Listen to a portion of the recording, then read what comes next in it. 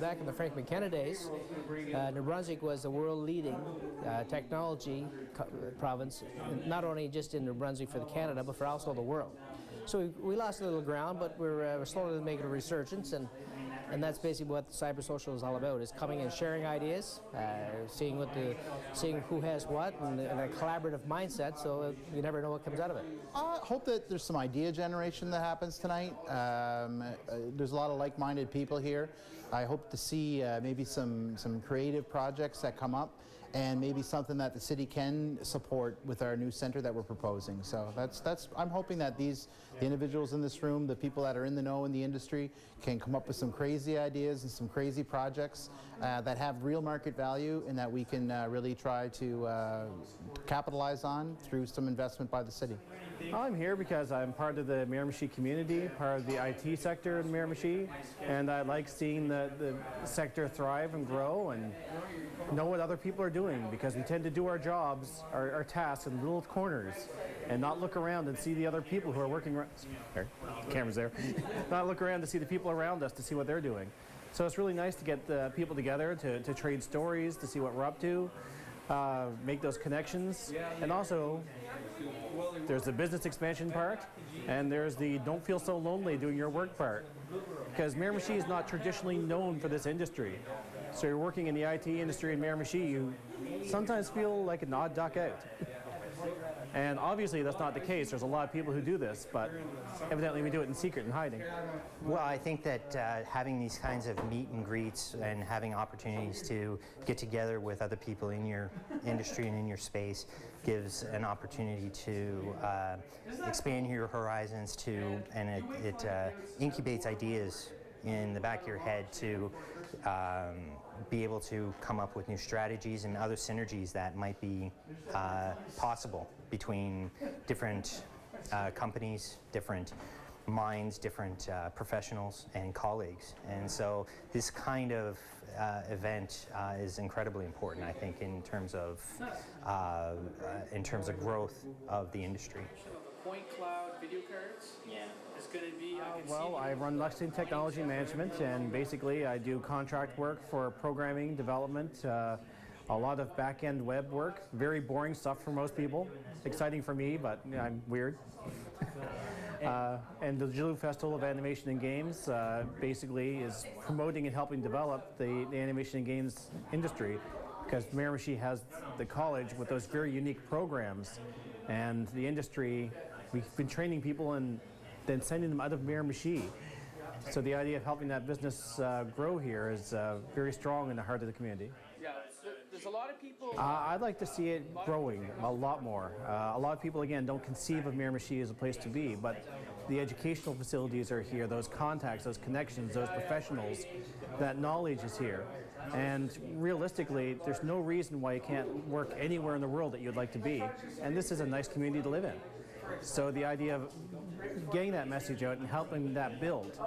The City of Miramichi is currently creating an incubator program that will hopefully be kicking off early next year, that will help people have a reason to stay in Miramichi to start these companies. And they may drift away later, but they may stay.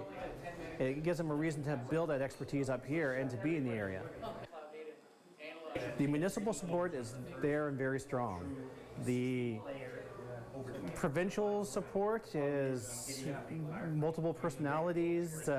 It's there for a day, it's gone for a week, it's there for a while again, it kind of drifts in and out. Companies who wanted to move into this region have been turned off by the fluidity of the provincial lack of support, lack of support. EA was interested in coming and setting up a subsidiary. This is almost 6 years ago now. And one of the things that turned them off is they couldn't get a plan beyond 2 years, and there's a specialized plan for them. But they just wanted to, what are your regular programs, what can you do?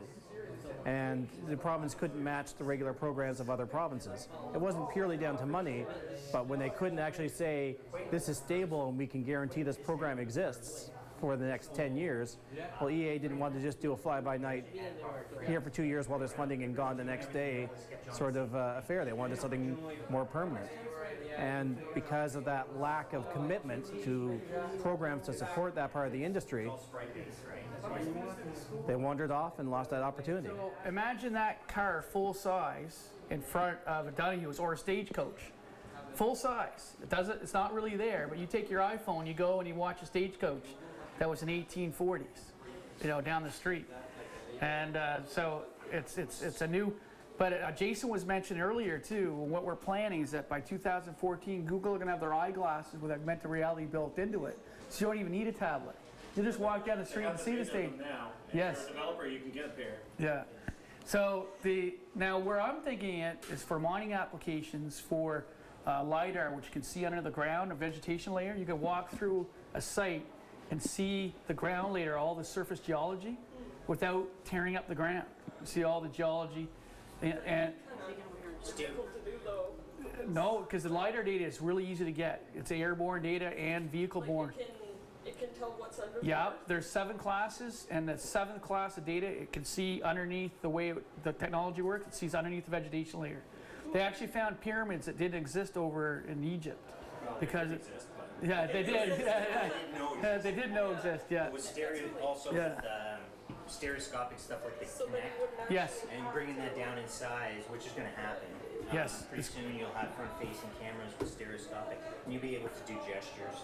So you'll be able to basically gesture in your augmented reality and modify the augmented reality based on your gesture. They've Now- already done it. Microsoft Labs have done. That's already crazy. Worked with it, where they're wearing like a handheld unit, and it's basically doing that. It's basically interpreting their gestures in place, and it also projected. So they would walk over, say something, and like they were showing them food, for example, and they were showing it, and it brought up all the, it projected onto the cereal box the information, the nutritional information. Really? For you. Yeah. As it No went on. way. Detected it, put it up. Yeah, and people were, and they were actually able to interact with it. They said, I don't want that here, and then we would just do this, and it would just. So I don't, like, there's tons of applications that we haven't even thought of for this, and point cloud data with the Kinect is a big one. You know, you know, it's imaginable what we're going to think of 5 years from now. Well, they just released their SDK for scanning entire rooms with one pass of the Kinect, and basically identifying and being able to identify and model the entire room with one pass of McDonnell Buick GMC Cadillac is your GMC giant. As one of at